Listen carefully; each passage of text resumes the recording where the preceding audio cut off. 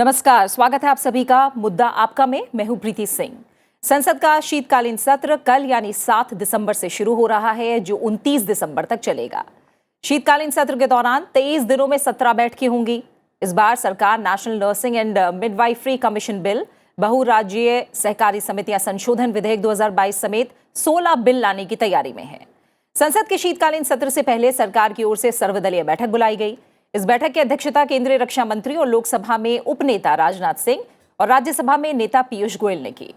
इसके अलावा संसदीय कार्य मंत्री प्रहलाद जोशी, संसदीय कार्य राज्य मंत्री अर्जुन राम मेघवाल और तमाम राजनीतिक दलों के नेता बैठक में शामिल हुए। बैठक में केंद्र सरकार ने सत्र के दौरान दोनों सदनों का सुचारू कामकाज सुनिश्चित करने के लिए सभी राजनीतिक दलों से सहयोग मांगा है। संसदीय कार्य मंत्री प्रहलाद जोशी ने कहा कि ऑल पार्टी मीटिंग में 47 में से 31 पार्टियां शामिल हुई। पार्टियों ने कुछ सुझाव भी दिए हैं। वहीं राज्यसभा के सभापति जगदीप धनखड़ और लोकसभा अध्यक्ष ओम बिरला ने भी सत्र से पहले सदन के सुचारू संचालन के लिए बैठकें की। लोकसभा अध्यक्ष ओम बिरला ने बिजनेस एडवाइजरी कमेटी की एक अलग बैठक की अध्यक्षता की। इस बार उन्होंने सत्र की पूर्व संध्या पर पारंपरिक सर्वदलीय बैठक के बजाय व्यापार सलाहकार समिति यानी बिजनेस एडवाइजरी कमेटी की बैठक बुलाने का फैसला किया। ये कमेटी सदन के विधायी एजेंडे के साथ साथ उन मुद्दों पर भी चर्चा करती है जिन पर पार्टियां चर्चा करना चाहेंगी। आइए चर्चा शुरू करने से पहले सुनते हैं कि सर्वदलीय बैठक के बाद संसदीय कार्य मंत्री प्रहलाद जोशी और कांग्रेस नेता अधीर रंजन चौधरी ने सत्र की रणनीति को लेकर क्या कहा। आज हमारा ऑल पार्टी फ्लोर लीडर्स का मीटिंग माननीय राजनाथ जी की अध्यक्षता में और माननीय पीयूष गोयल जी का उपस्थिति में हुआ है। पूरा डिटेल में चर्चा हुआ है। सरकार में शुरुआत में ही सरकार की तरफ से मैंने आश्वस्त किया है कि रूल एंड प्रोसीजर से अनुमति से और स्पीकर से चेयरमैन से अनुमति से हम किसी भी मुद्दे पर क्यों ना हो हम चर्चा करने के लिए तैयार है। कुछ सुझाव उन लोगों के तरफ से अपोजिशन तरफ से आए हुए हैं, हमने नोट किया है। बीएसी में हम चर्चा करेंगे।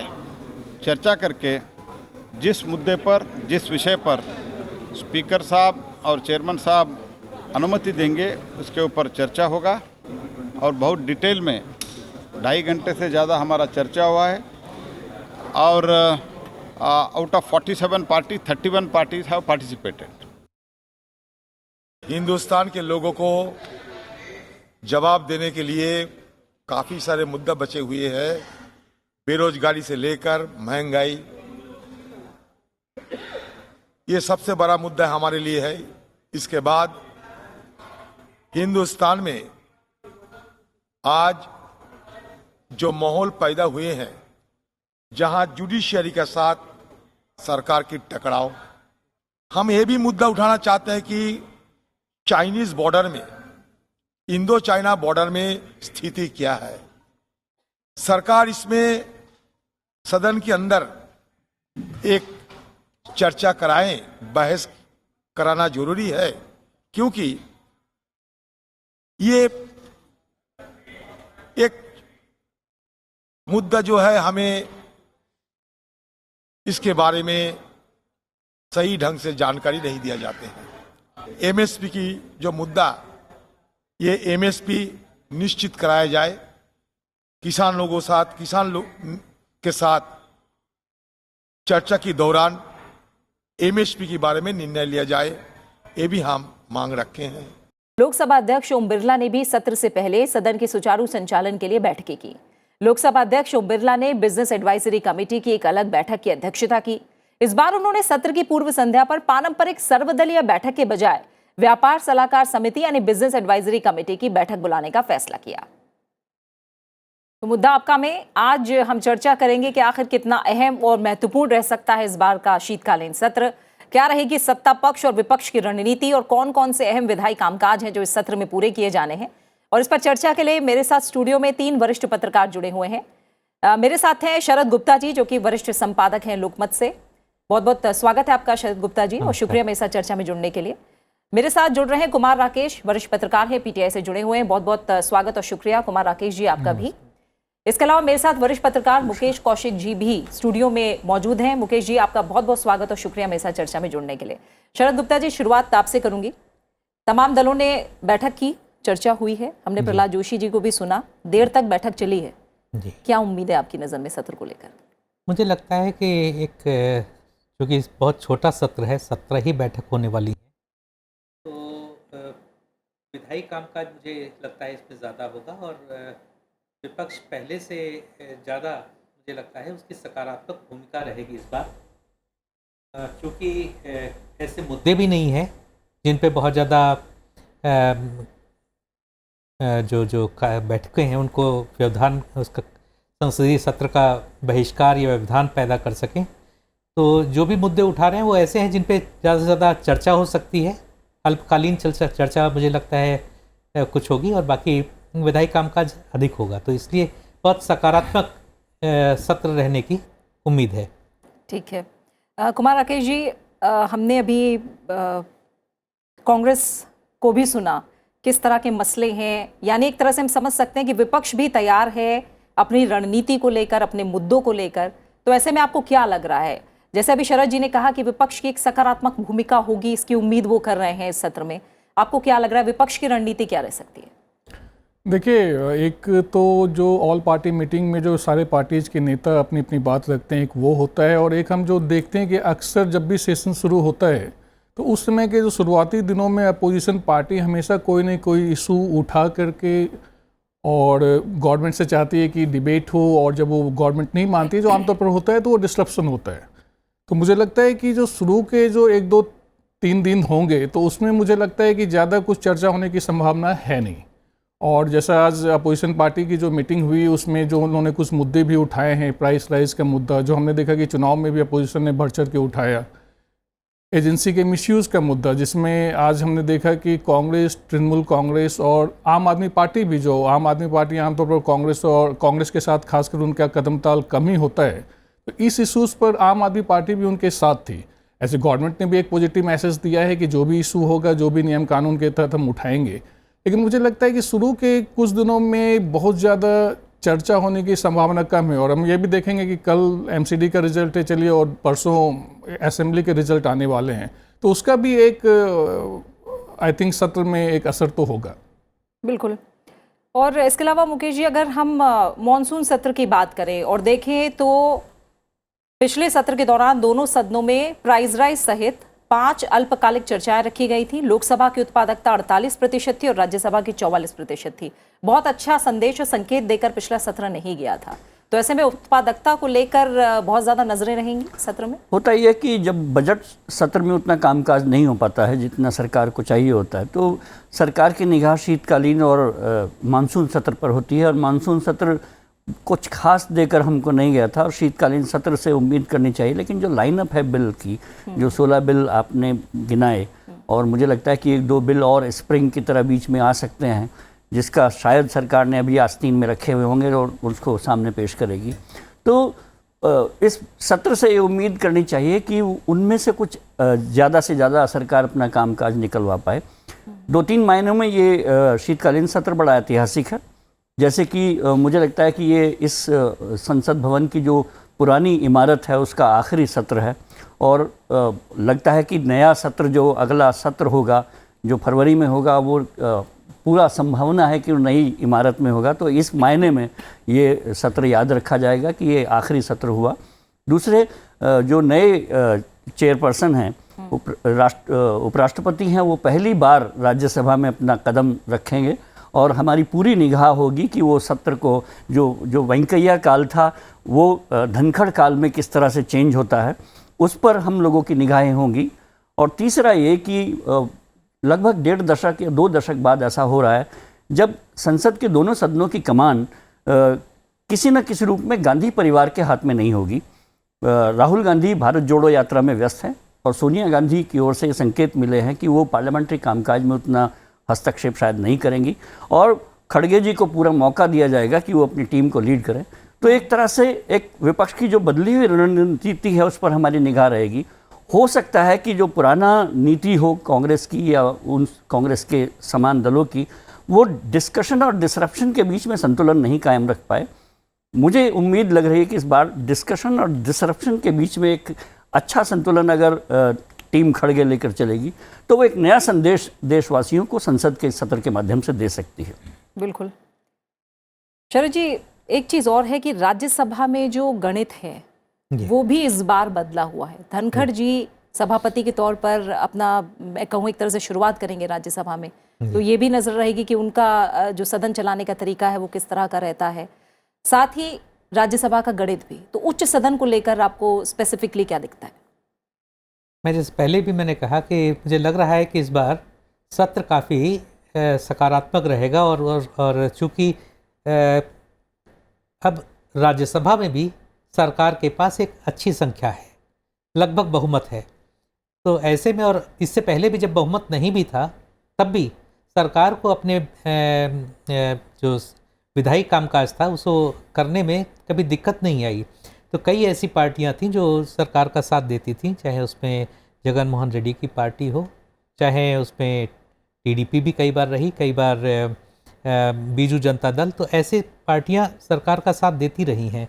और चूँकि जगदीप धनखड़ जी पहली बार आ रहे हैं तो पहले भी वो ऐसा नहीं है कि उनका विधायी अनुभव कम है, उनके पास काफ़ी लंबा विधायी अनुभव है। उनको सत्र चलाने में मुझे लगता नहीं कि कोई दिक्कत आएगी। और विपक्ष भी क्योंकि पहली बार वो अपनी गद्दी पे बैठेंगे तो उनके साथ मुझे लगता है कि विपक्ष भी सहयोग करेगा। ठीक है। और कुमार वाघेला जी, जो एक चर्चा होती है कि हम जानते हैं 8 दिसंबर को हिमाचल प्रदेश और गुजरात के जो इलेक्शन रिजल्ट्स हैं वो आने हैं, एमसीडी को लेकर भी चर्चाएं हैं, इन सब चीज़ों का सदन की कार्रवाई से क्या कोई डायरेक्ट इनडायरेक्ट रिलेशन किस तरह का रहता है?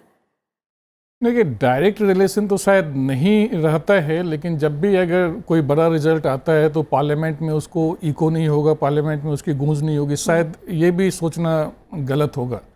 मान लीजिए जो भी पार्टी अच्छा परफॉर्मेंस करती है तो जब भी कोई डिबेट होता है तो एक टॉकिंग पॉइंट उनके लिए होता है कॉर्नर करने के लिए। और जैसे अगर मुझे लगता है कि अगर शायद मान लीजिए अगर एक प्रोबेबिलिटी है कि कांग्रेस का परफॉर्मेंस बहुत अच्छा नहीं है तो शायद वो सोचेंगे कि जो उनकी एक डिस्ट्रप्टिव जो एक टैक्टिक रहा है पिछले सेशन में, शायद वो एक रिवाइज करें कि क्या मैसेज देना है मासेस को।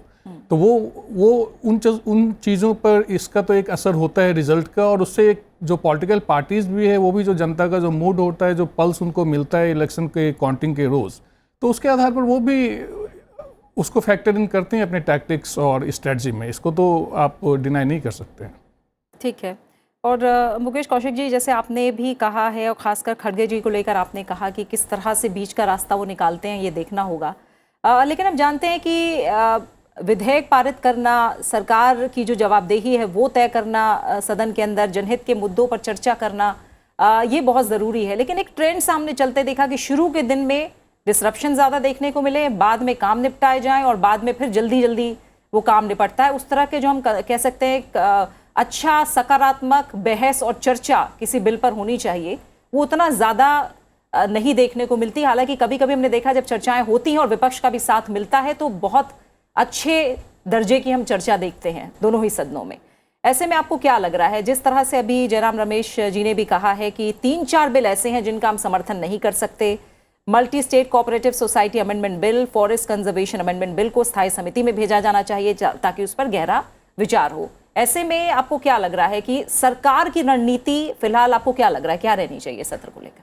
मुझे लगता है कि संसद का जो सत्र होता है वो एक लोकतंत्र की बहुत खूबसूरत रस्साकशी होता है, जिसमें सरकार चाहती है कि सब कुछ सुगमता से चल जाए और उसने जो एजेंडे सेट किए हैं, जो उसने दूरगामी रणनीति अपने लिए बनाई है, उसमें ज़्यादा से ज़्यादा काम हो जाए। जबकि विपक्ष की ये पूरी कोशिश होती है कि जो उस समय के सामयिक मुद्दे होते हैं, जो ज्वलंत मुद्दे हों, उन पर सरकार को घेरा जाए और जवाबदेही सुनिश्चित की जाए। उसमें जो पुराना अनुभव रहा वो बार बार विपक्ष इस बात को कहता रहा कि जब अरुण जेटली थे विपक्ष के नेता तो कहा करते थे कि disruption is also a tool of parliamentary procedure. तो विपक्ष ने सिर्फ एक किताब का एक पन्ना उठा के अपने पास रख लिया कि डिसरप्शन को ही बड़ा सबसे टूल बना लिया।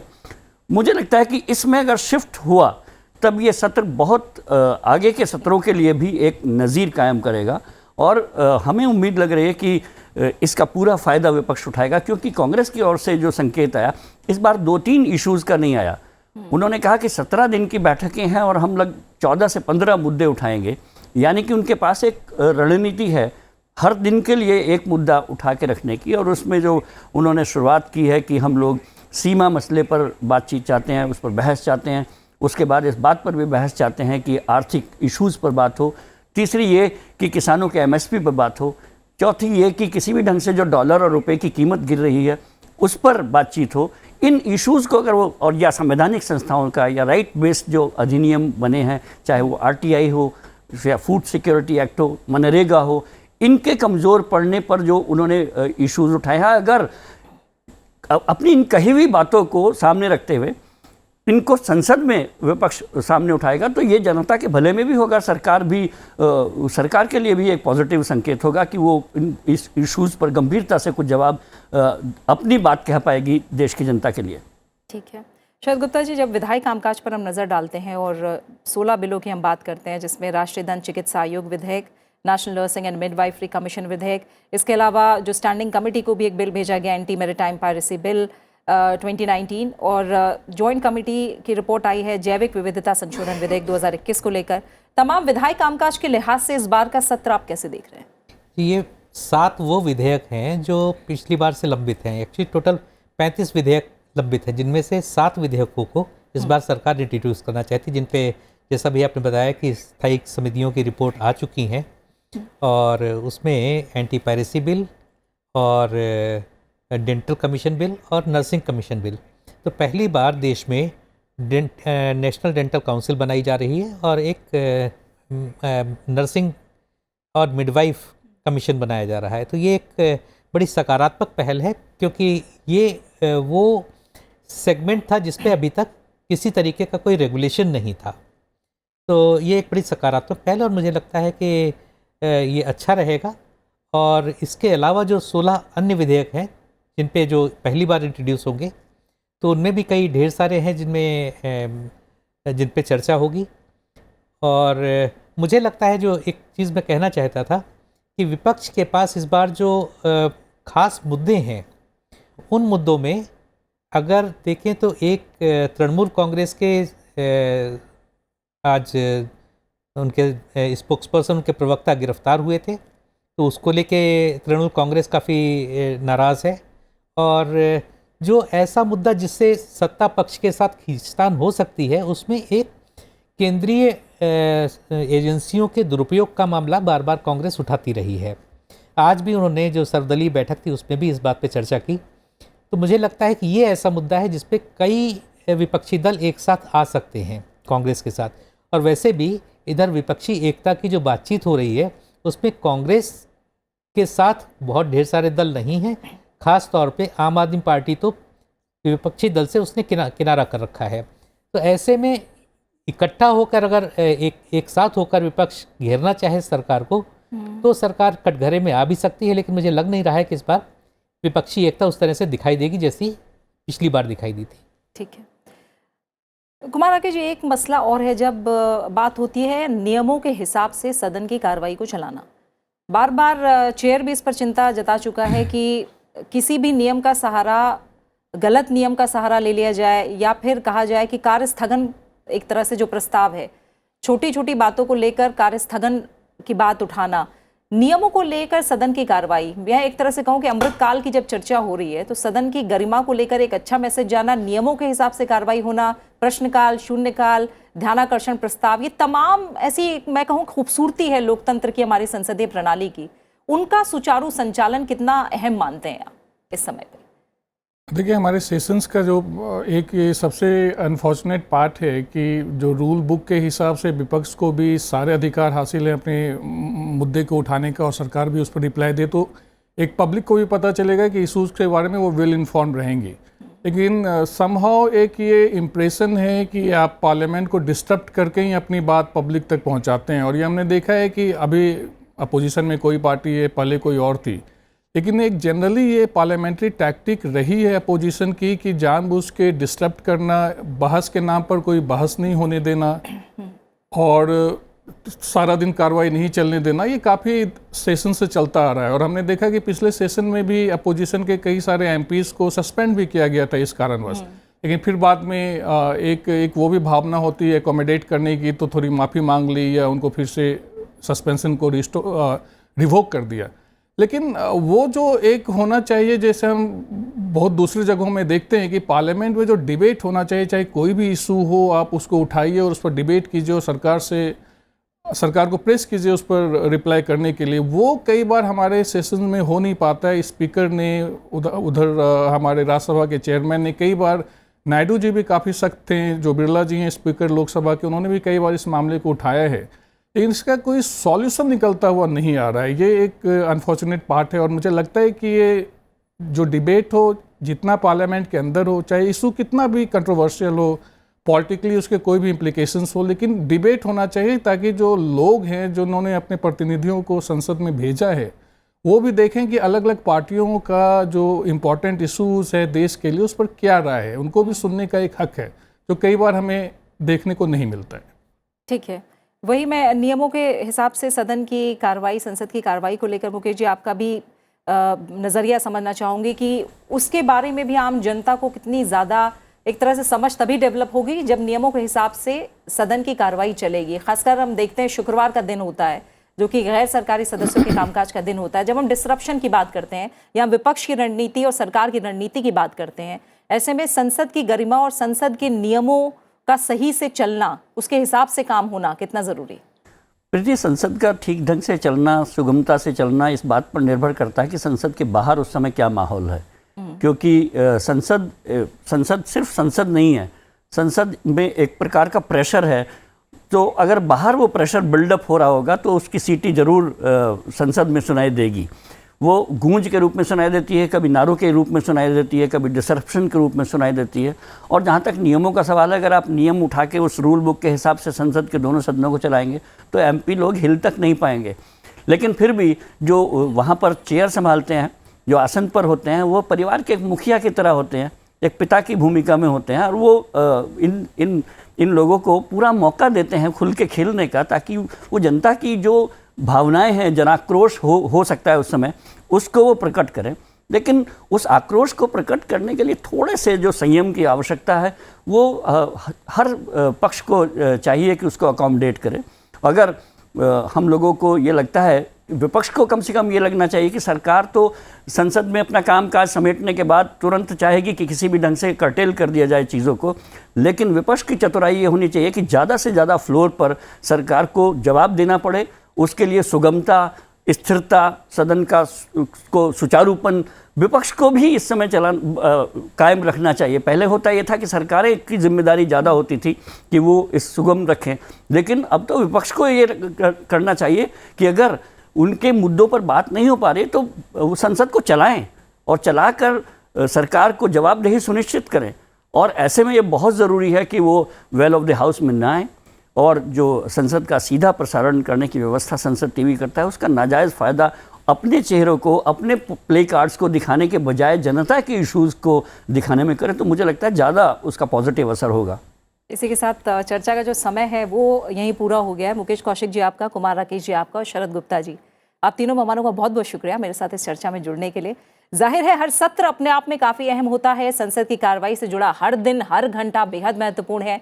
कल से शुरू हो रहे शीतकालीन सत्र में कुल 17 कार्य दिवस हैं। ऐसे में हर दिन विधायी काम और अन्य मुद्दों पर चर्चा के लिए अपने आप में महत्वपूर्ण है और उम्मीद है कि अच्छी चर्चा हमें देखने को मिले। आज़ादी के अमृतकाल के बीच संसद से संसदीय गरिमा और कामकाज के लिहाज से एक अच्छा और सकारात्मक संदेश जनता के बीच आए, इसकी उम्मीद की जा रही है।